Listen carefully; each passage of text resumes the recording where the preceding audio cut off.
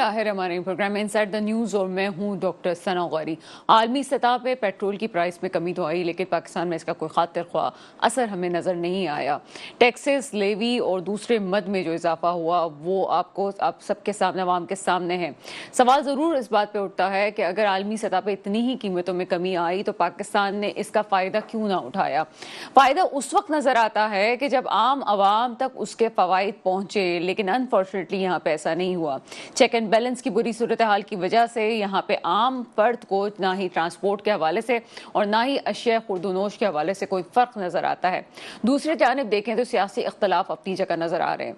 कराची में और ख़ास तौर पर कराची की महंगाई का जो हाल है वो दूसरे सूबों से कदन मुख्तलिफ नज़र आता है। इस वक्त सिंध ये कहती है कि हमारे तहफ़्फ़ुज़ात हैं फेडरल गवर्नमेंट के साथ, लेकिन फेडरल के साथ जो तहफ़्फ़ुज़ात हैं उसको किस तरह से दूर किया जाएगा। एक तरफ तो ये कहा जाता है कि हमने वजारतें नहीं ली हैं, लेकिन साथ साथ ये भी है कि अगर हुकूमत का कोई बुरा इकदाम होता है तो पीपल्स पार्टी खास तौर पर ये कहती है कि चूंकि हम इस वक्त सिर्फ हुकूमत के साथ हैं, उनके इकदाम में साथ नहीं हैं, तो हम उस पर कोई कॉमेंट नहीं कर सकते। तारीख लेकिन इस बात को याद रखेगी कि अगर कोई गवर्नमेंट, कोई इदारा या कोई सियासी जमात हुकूमत बनाने के साथ है तो उसके फैसलों में भी उसका साथ होना ज़रूरी है। इस वक्त तमाम सूरत हाल जब हम देखते हैं तो बिजली के नर्ख भी एक ज़बरदस्त सूरत हाल में हमें नज़र आते हैं। पूरे पाकिस्तान में बिजली के नरखों में कमी तो हमें नज़र आती है, लेकिन ख़ास तौर पे कराची में बिजली के नरखों में कोई ख़ास खातिर ख्वाह कमी हमें नज़र नहीं आ रही है। यहाँ पे टैक्सेस की भरमार दिन ब दिन ज़्यादा होती जा रही है। वजूहात क्या हैं और क्या इन मामलात पे कमी की जा सकती है, कमी काबू पाया जा सकता है, तमाम सूरत हाल पर बात करेंगे। एक छोटा सा ब्रेक है, ब्रेक के बाद आपके सामने हाजिर होते हैं। के बाद आपके सामने हाजिर हैं, मुझे ज्वाइन कर चुके हैं स्टूडियो में हमारे साथ हैं अशरफ गौरी साहब। आप पाकिस्तान बिजनेस ग्रुप से आपका ताल्लुक है सर, प्रोग्राम में आपको वेलकम करते हैं। सर, जिस तरह से इंट्रोडक्टरी पार्ट में कहा, क्वेश्चन हर जगह यही रेज हो रहा है कि आलमी सतह पे जो तब्दीलियां आ रही हैं, ख़ास तौर पर ट्रम्प ने जिस तरह से पूरी दुनिया को हिला के रख दिया है, उसके बाद हम देखते हैं कि पेट्रोल की सूरत हाल अब थोड़ी सी हमें नॉर्मल नज़र आ रही है कि जिस तरह से बिल्कुल हाई लेवल पे जा रहा था। पाकिस्तान पे इसके खातिर ख़ास असरात क्यों नहीं नज़र आते, और अगर आते भी हैं तो गवर्नमेंट अपना टैग लगा के कहती है कि हमने आवाम को रिलीफ दिया, हालांकि मासूम आवाम ये समझती है कि जनाब उन्होंने, गवर्नमेंट ने दिया होगा, लेकिन आलमी सतह पर ये असरात हैं। लेकिन अगर ओवरऑल देखा जाए सोशल मीडिया आने के बाद तो अब लोगों में अवेयरनेस आ रही है और ये समझा जा रहा है कि आलमी सतह पर पेट्रोल की प्राइस जितनी कम हुई हैं उसमें पाकिस्तान पे उसके असरात नज़र नहीं आ रहे हैं। वजूहात क्या हैं? देखें, सबसे बड़ी वजह यह है कि पाकिस्तान में ये पेट्रोल की कीमत का नीचे आना, ऊपर जाना, ये कोई मेरे टेनओवर में कोई मैंने 30 या 35 मरतबा देखा है।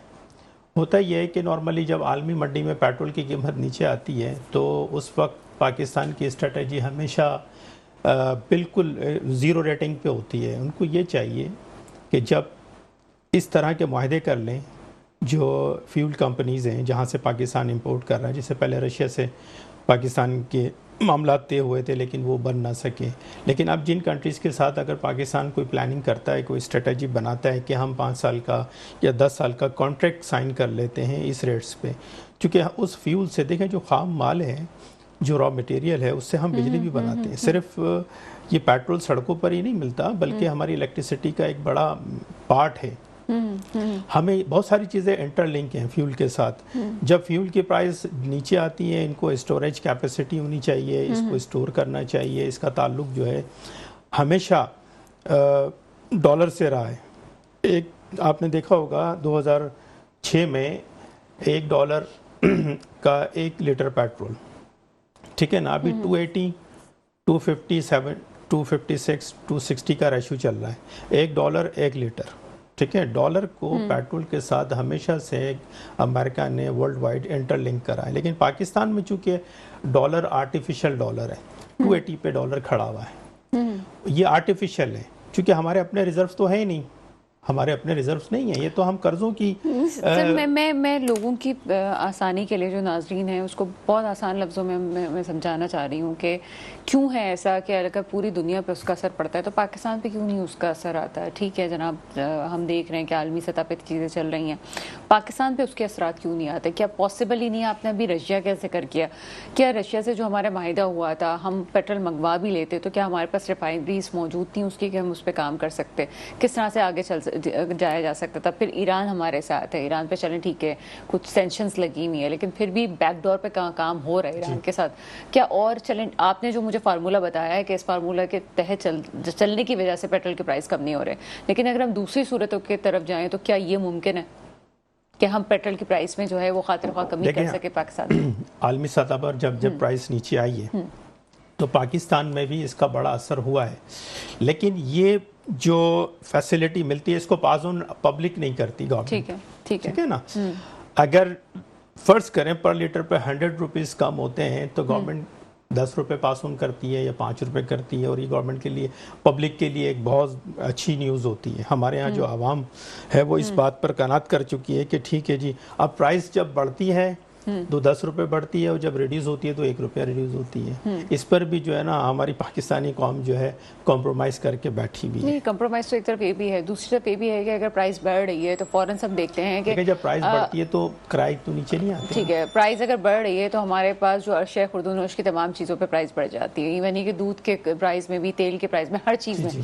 لیکن جب گھٹ رہی ہے تو پھر چیک اینڈ بیلنس کا کون سا نظام ہے کہ ہم جو اشیاء خرد و نوش مطلب دینے والے ہیں, ہول سیلر ریٹیلر ہیں یا وہ لوگ جو پیداوار کر رہے ہیں تمام چیزوں کی, ان کو کیوں نہیں گورنمنٹ کی طرف سے کیا کوئی ایسا فارمولہ نہیں ہے بزنس میں کہ ہم ان کو بتا سکیں کہ جناب اب یہ پرائس چونکہ کم آ گئی ہے, اب آپ کی کاسٹ کم آ رہی ہے تو اب اس کو کم کریں آپ؟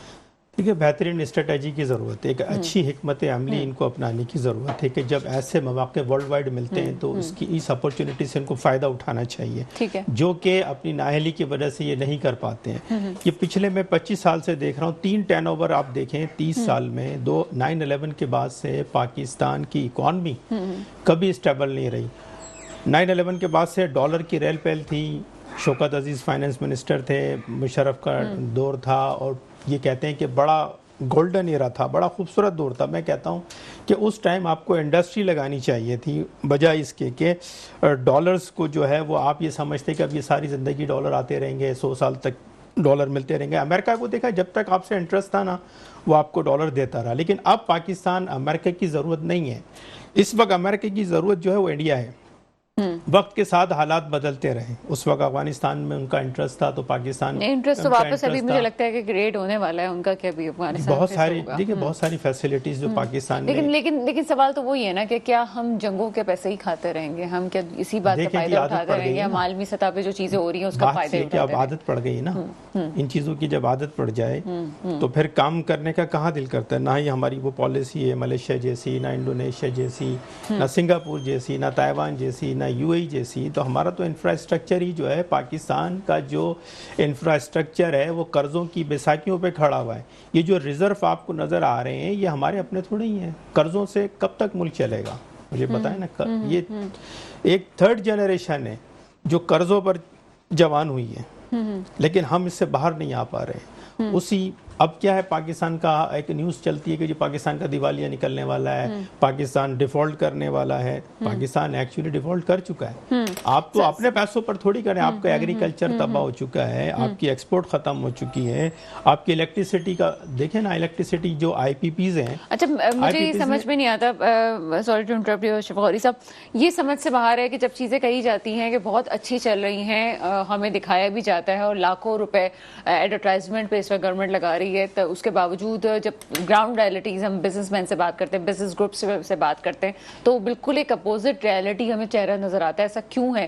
کیا مسائل ویسے ہی ہیں جوں کے تو ہیں اور یہ صرف ایڈورٹائزمنٹ کی حد تک ہے کہ چیزیں بہتر ہو رہی ہے؟ بات اس پہ بھی کریں گے, ایک چھوٹا سا بریک ہے, بریک کے بعد آپ کے سامنے حاضر ہوتے ہیں. آپ کے سامنے حاضر ہیں, مجھے اس وقت جوائن کر چکے ہیں فیصل موئی صاحب, صدر نکاٹی ہیں. سر پروگرام میں آپ کو ویلکم کرتے ہیں.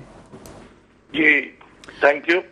موئی صاحب یہ بتائیے گا کہ اس وقت بجلی کی کمی کی بات تو کی جا رہی ہے پورے پاکستان میں, لیکن دوسری طرف دیکھتے ہیں تو یہاں پہ خاص طور پر اگر میں سندھ کا, کراچی کا ذکر کروں تو یہاں پہ صنعتی شعبوں میں تو کچھ ریلیف ہمیں نظر آتا ہے.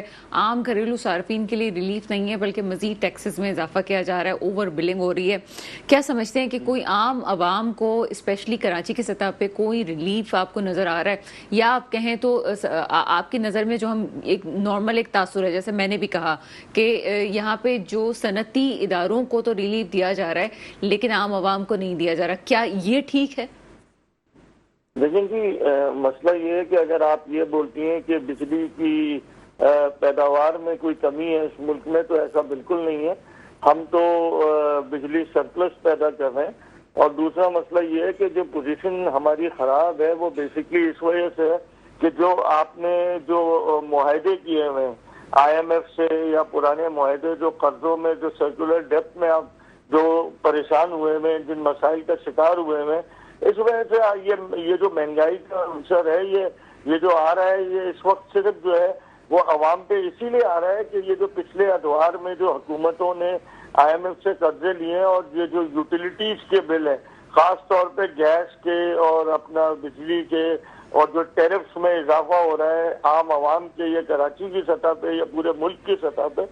اور آپ نے دوسری بات ایک بہت اہم کہی کہ انڈسٹری، سر اس وقت سب سے زیادہ انڈسٹری جو ہے وہ نقصان میں ہے.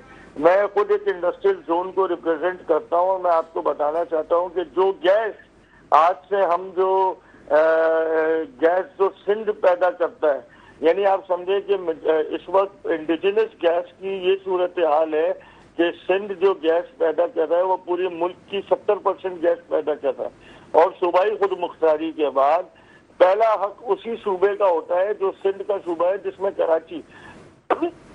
کراچی اس وقت جو ہے وہ 60% کی ایکسپورٹ اس ملک کی کرتا ہے.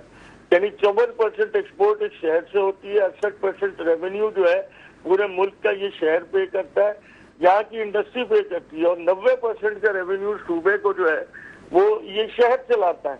تو اس شہر کی انڈسٹری جو ہے وہ اس وقت سب سے بڑے نقصان میں ہے.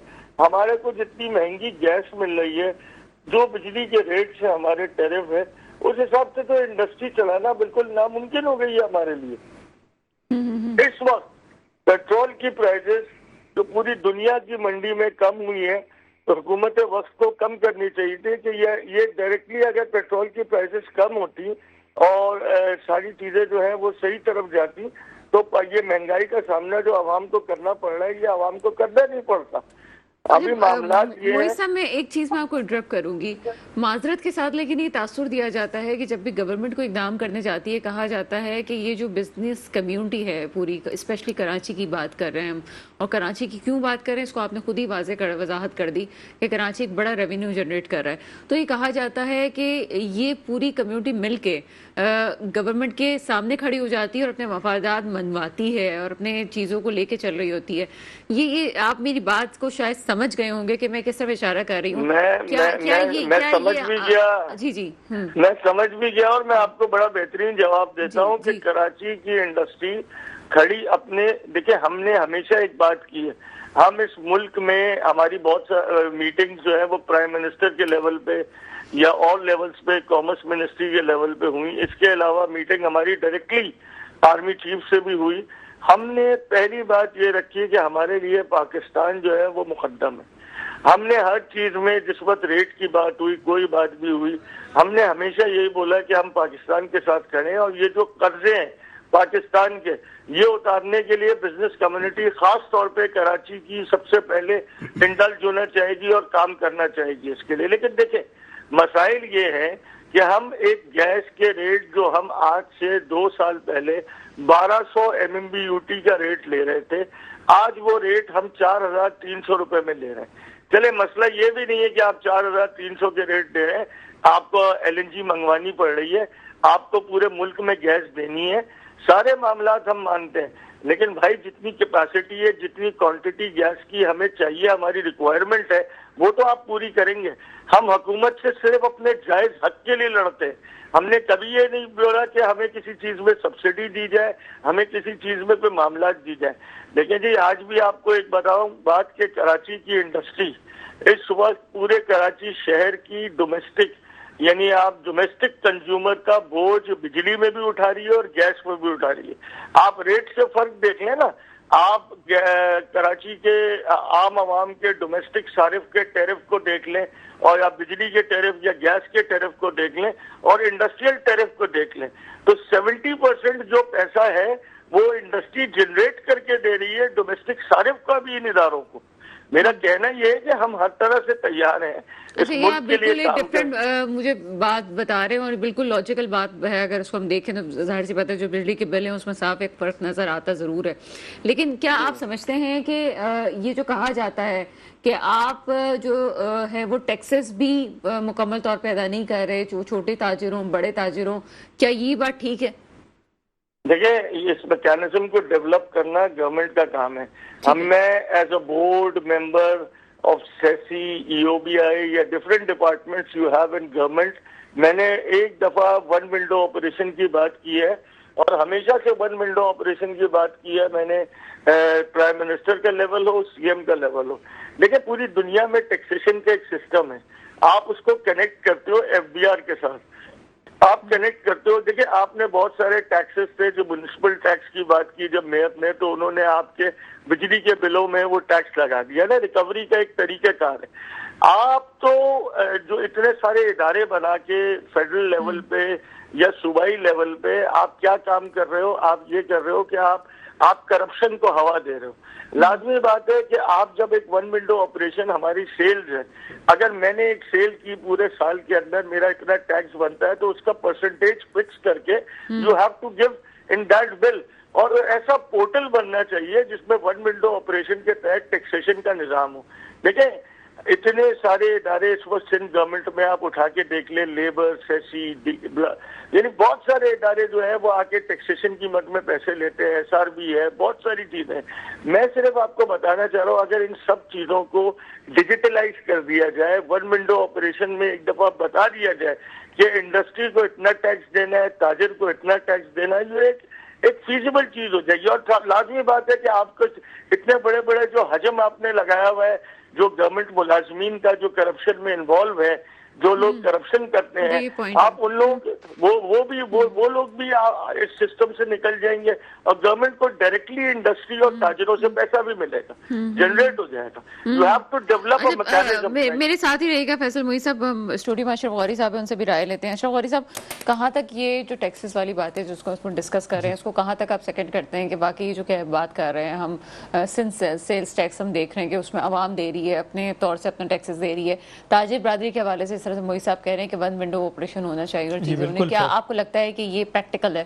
آف کورس یہ فیصل محی صاحب کی بات میں ایڈ آن کرتا ہوں اور اس کو آگے بڑھاتا ہوں کہ دیکھیں ٹیکس نیٹ میں ہمیشہ گورنمنٹ کی چاہتی ہے ٹیکس نیٹ میں لائیں. یہ بزنس کمیونٹی کو جو ہے نا یہ سمجھتی ہیں کہ یہ ایک ڈاکو ہیں، یہ چور ہیں.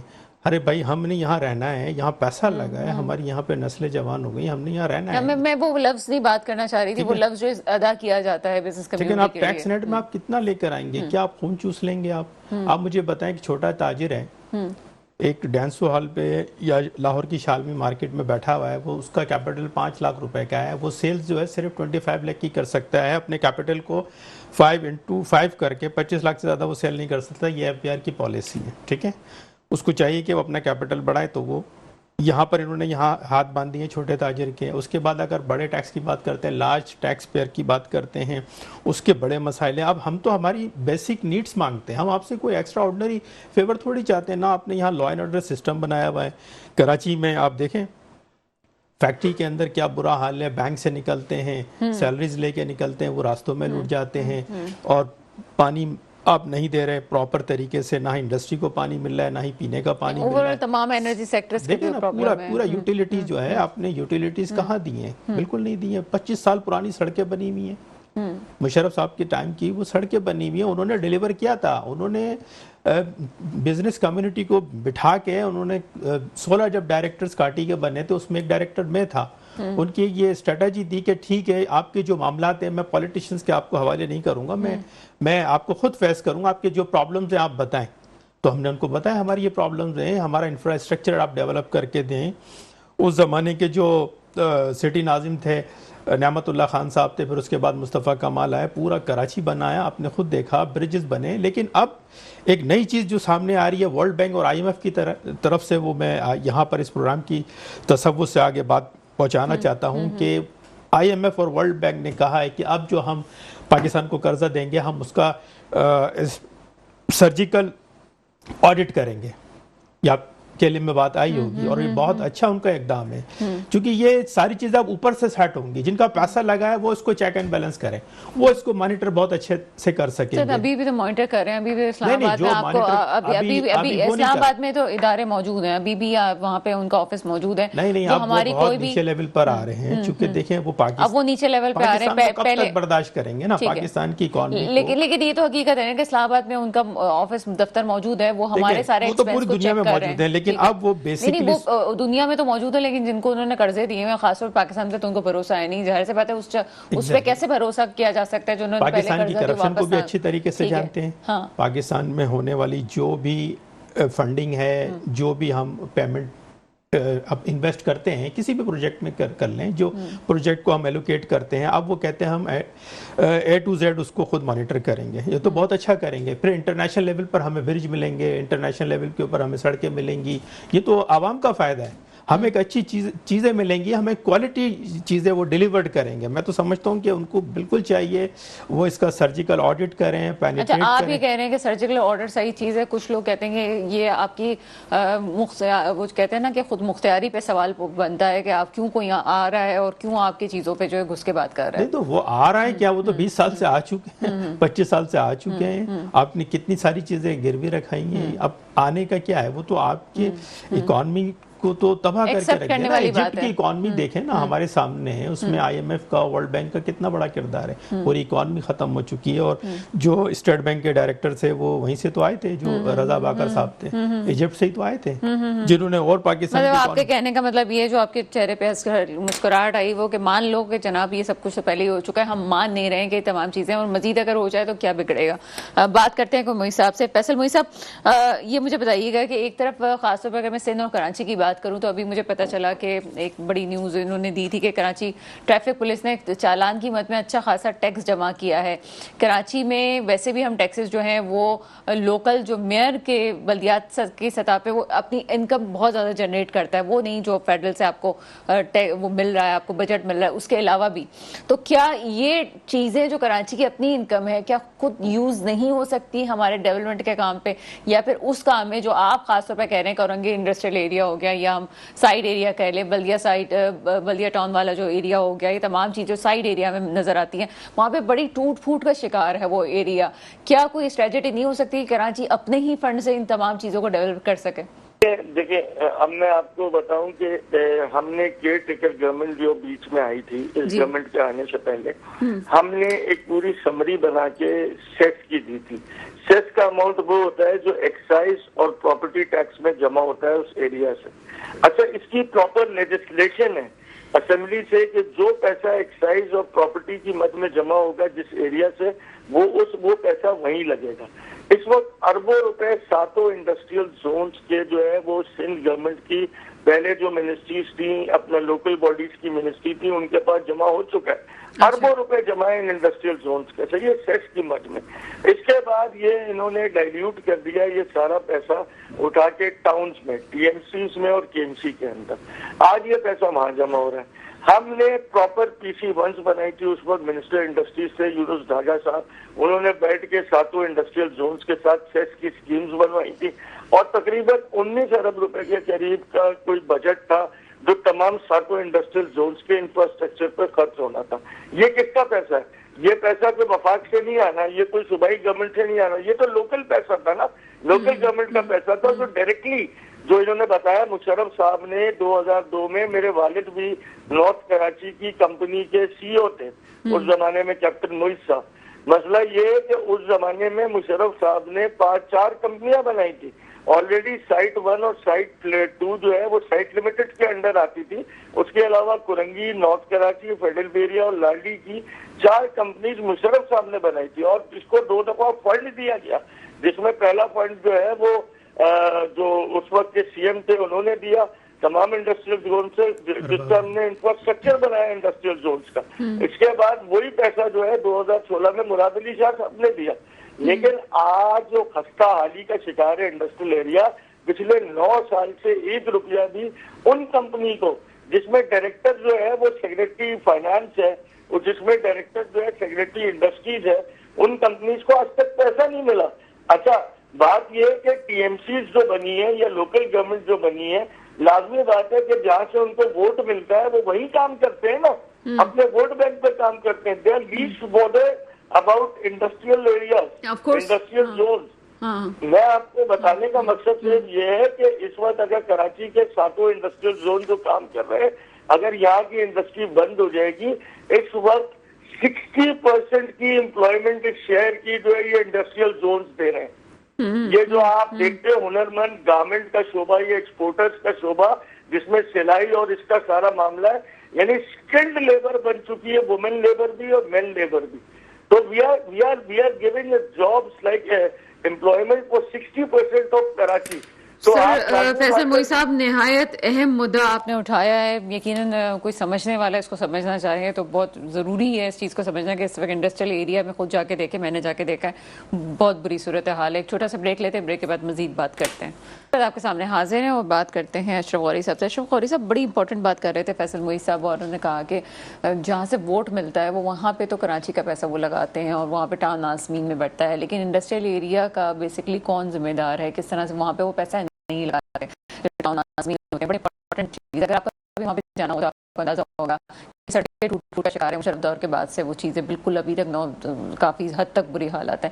یہ ٹھیک کیسے ہوں گے؟ ایک طرف یہ پوائنٹ آف ویو ہے، دوسرا پوائنٹ آف ویو ہے کہ وہ لوگ جو کہ انڈسٹری سے کما رہے ہیں، کیا وہ اپنے ایریا کو تھوڑا بہت ٹھیک نہیں کر سکتے یا چیزیں صحیح نہیں کر سکتے کہ ہم سوچیں کہ جناب ٹھیک ہے اوکے اس کو بہتر کیا جا سکتا ہے؟ آپ کا کیا پوائنٹ آف ویو ہے؟ دیکھیں جو لوگ انڈسٹری سے کما رہے ہیں، ایسا نہیں ہے کہ ہماری ایسوسیشن کچھ نہیں کر رہی. جیسے یہ فیصل موئی صاحب کی پارٹی ہے، ہماری پارٹی ہے، اکنامک ایسوسیشن ہے، پورٹ قاسم اتھارٹی، یہ سب اپنے اپنے ڈومین میں رہتے ہیں، جہاں تک کر سکتے ہیں وہاں تک کر سکتے ہیں، لیکن ہمارا کام نہیں ہے. ٹھیک ہے نا، ہم ایکسٹرا آرڈر ہی کرتے ہیں، ہم لا اینڈ آرڈر سسٹم کو مینٹین کر رہے ہیں، پولیس کے ساتھ ہم اور رینجرز کے ساتھ مل کے کام کرتے ہیں تاکہ لا اینڈ آرڈر مینٹین ہو سکے، یہاں پر جو ہے تحفظات کا احساس ہو سکے.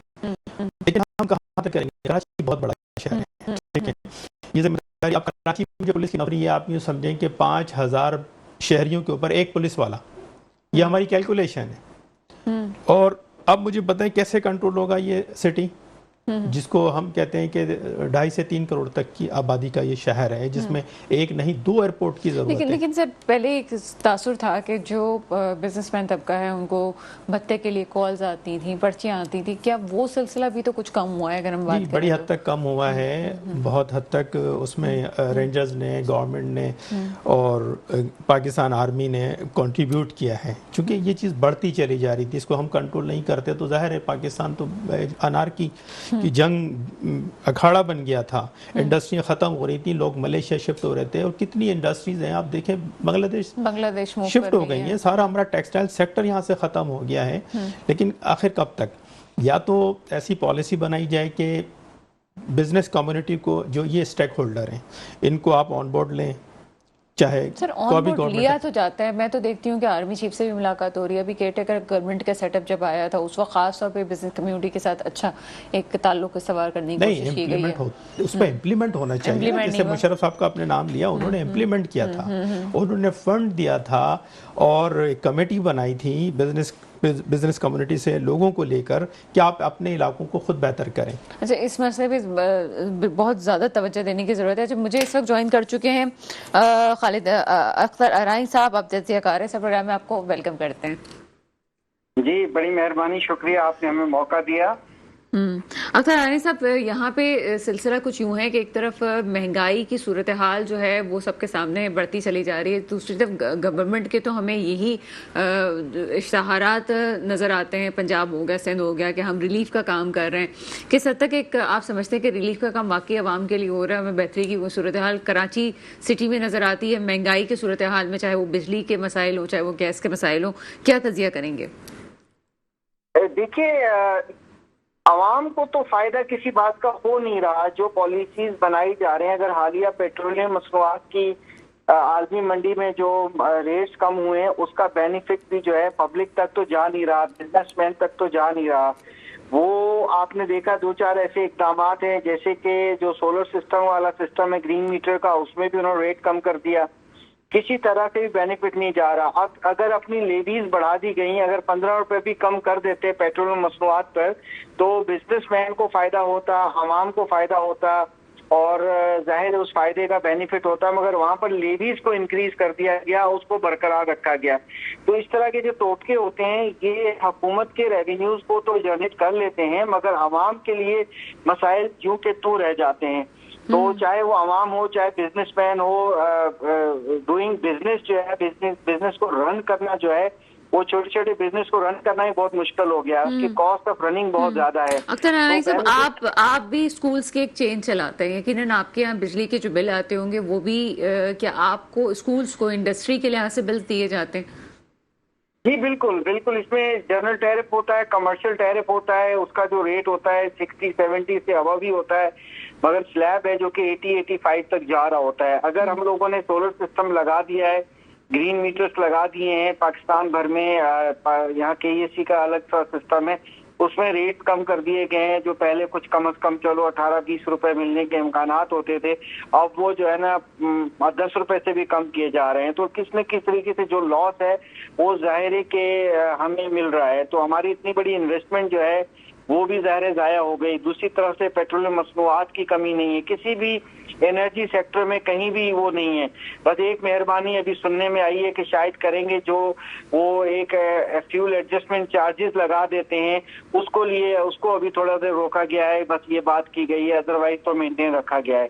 اچھا سر، ہم اوورآل تمام بجلی اور گیس کی اور ہم بات کرتے ہیں، مطلب انڈسٹریل ایریا کے حوالے سے لے کے تمام کاروبار کے، لیکن ساتھ ساتھ جب مہنگائی کی ہم بات کرتے ہیں تو بچوں کی اسکول کی فیس بھی جو ہے وہ بھی ایک لوگوں پہ ایک بہت بڑا بوجھ ہے. آپ خود ایک چین چلا رہے ہیں اور آپ ایک تنظیم کے سربراہ بھی ہیں، مجھے بتائیے گا کس حد تک جو ہے وہ آپ اس کو جسٹیفائی کرتے ہیں کہ بچوں کی جو اسکول کی فیس ہیں وہ بڑی مناسب ہیں اور اتنی ہونی چاہیے؟ دیکھیے اس سے ہوتا کیا ہے کہ پبلک سیکٹر میں جو گورنمنٹ اخراجات کرتی ہے گورنمنٹ اسکولز کے بچے کے اوپر، جو خود کوٹ کرتی ہے صوبائی حکومتیں، کوئی کہتی ہے کہ جناب ہم 25,000 پر خرچ کرتے ہیں، کوئی کہہ رہے ہیں ہم 20,000 خرچ کرتے ہیں، تمام حکومتیں اپنی بات کرتی ہیں. تو پرائیویٹ سیکٹر کو کہاں آپ کھڑا کرتے ہیں کہ جو پرائیویٹ سیکٹر 5,000 روپے لے کر بھی بہترین کوالٹی ایجوکیشن دے رہا ہے، کیا ان کو سرپرستی کی ضرورت نہیں ہے، ان کو ٹیکسز معاف کرنے کی ضرورت نہیں ہے، ان کے سر پہ ہاتھ رکھنے کی ضرورت نہیں ہے؟ آرٹیکل 25A آپ کی ذمہ داری ہے، آپ اس کو پورا نہیں کرتے. اگر بزنس سمجھتے ہیں، نہ آپ نے ڈکلیئر کیا یہ سروس ہے، امیونٹی ہے، کیا ہے یہ بزنس ہے. اگر یہ بزنس ہے تو پھر ہمیں موقع دیجیے. تمام ٹیکسز تو آپ نے 16-18 قسم کے ٹیکسز آپ نے انڈائریکٹ ٹیکسز لگائے ہوئے ہمارے اوپر.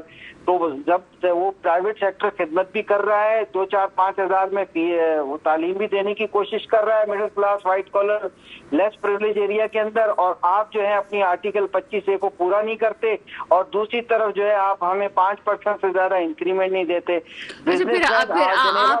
آپ کے کیا کسی نمائندے سے گورنمنٹ لیول پہ کیا بات ہوئی کہ اسکولس کو ریلیف دینا چاہیے، اور اسکول کے ساتھ جو یہ جو کمرشل والا بیہیو کیا جاتا ہے اس کو تھوڑا سا اس پہ مزید دیکھنے کی ضرورت ہے، اور یہ سمجھنے کی ضرورت ہے کہ جو پرائیویٹ سیکٹر ہے خاص طور پہ ایجوکیشن میں یہ گورنمنٹ کا ساتھ دے رہا ہے تو ہمارے لیے ریلیف کیا جائے؟ جی کئی بات تجاویز دی گئی ہیں کہ اگر آرٹیکل 25A کے مطابق آپ کہیں نہ کہیں کچھ نہ کچھ کوشش کیجئے. اگر بورڈ کی فیس آپ جو ہے نا افورڈ کر لیں پرائیویٹ سیکٹر کے بعد طلبہ کی، اگر آپ ہمارے اوپر ٹیکسز کا ویور دے دیں، کم از کم ہمارے اوپر ٹیکس فری کر دیں، ہم سروس دینے کو تیار ہیں. ہم 10% اسکالرشپ بھی دے رہے ہیں، فری شپ بھی دے رہے ہیں. اچھا، ایسی صورت میں کیا پرائیویٹ اسکول ایسوسیشن اس بات پہ غور کرے گی اگر گورنمنٹ آپ کی طرف چلی جاتی ہے، ان باتوں کو مان لیتی ہے، تو کیا فیس میں کمی ہو سکتی ہے؟ دیکھیں فیس میں آلریڈی کمی ہے. جب میں گزارش بار بار کرتا ہوں، سندھ گورنمنٹ نے 24-25 ہزار کا بتایا ہے کہ ہم گورنمنٹ اسکول کے طالب علم پر خرچ کرتے ہیں. کہاں خرچ کرتے ہیں؟ کسی عوام کو نظر آتا ہے؟ عوام وہاں کیوں نہیں جاتی؟ کیوں وہ 2-4-5 ہزار والوں کے پاس آتی ہے؟ دیٹ مینس کہ پرائیویٹ سیکٹر آلریڈی کم فیس میں تعلیم دے رہا ہے. بات یہ ہے کہ ہم تو معیار تعلیم بھی دے رہے ہیں. اور ہم کم بھی کر رہے ہیں, ہم بڑھانا نہیں چاہتے, ہم فری شپ بھی دینا چاہتے ہیں. آپ سے اسکول نہیں رن ہوتے تو آپ پرائیویٹ سیکٹر کو دے دیجئے, پرائیویٹ سیکٹر کو آپ دے رہے ہیں, ویسے بھی آپ کر رہے ہیں. ابھی بھی ایک چلو اچھی بات ہے کہ کم از کم آپ اتنا انتظامی جو آپ ڈی ڈی اوز اور ڈائریکٹرز اتنے پبلک سیکٹر میں بٹھائے ہوئے ہیں, آپ اس کو ریڈیوس کرنے جا رہے ہیں. اچھی بات ہے, اس پہ آپ کو اپریشیٹ کریں گے گورنمنٹ کو کہ کم از کم اخراجات کرے. ایچ ایم کو جو ہے آپ پاورز دیں, آپ اس کی کوالٹی چیک کریں. آپ پیرنٹس کی کمیونٹی کو آپ موقع دیں کہ وہ پرائیویٹ پبلک سیکٹر کے اسکولوں کی جا کے سپرویژن کریں, ان کو دیکھیں, نہ کہ ڈی ڈی او دیکھے, نہ کہ ڈائریکٹر دیکھے, وہ پیرنٹس دیکھیں ان بچوں کو جو گورنمنٹ اسکولز کے اچھے ہو جائیں. اپنے بچوں کو آپ ایڈمیشن کرائیں, 17 گریڈ 18 گریڈ جتنے بھی گریڈ کے بچے ہیں اپنے بچے گورنمنٹ اسکول میں پڑھائیں, دیکھیں کوالٹی کیسے بہتر نہیں ہوتی. پھر جو ہے نہ رہے گا بانس نہ بجی کی بانسری, پھر آپ کو گلا شکوہ ختم ہو جائے گا کہ پرائیویٹ سیکٹر جو ہے وہ جو ہے لوٹ رہا ہے بیٹھ کے. خدا نخواستہ ایسا نہیں ہے. ہم آپ کا دایاں بازو ہیں, ہم آپ کا بایاں بازو ہیں, ہم آپ کی خدمت کر رہے ہیں, آرٹیکل 25A کو ڈیلیور کر رہے ہیں. آپ شفقت کا ہاتھ رکھیے ہمارے اوپر. ہم پیرنٹس کو آلریڈی جو ہے 2-4-5 ہزار روپے میں بچے پڑھا رہے ہیں, ہم بڑے اسکولوں کی بات نہیں کرتے. تو ہم تو اپنی خدمات پیش کر ہی رہے ہیں, تو ہم پہ ٹیکس نہ لگائیے, ہم پہ رحم کیجیے تاکہ ہم جو ہے اپنی خدمت جاری رکھیں. چلیں, بہت شکریہ. اختر عنائی صاحب ہمارے ساتھ موجود تھے. آپ کی طرف آتے ہیں اشرف غوری صاحب, کچھ بات کنٹینیو کرتے ہیں. آپ نے بات کی جو IMF کے بارے میں, وہ کچھ ادھوری رہ گئی تھی.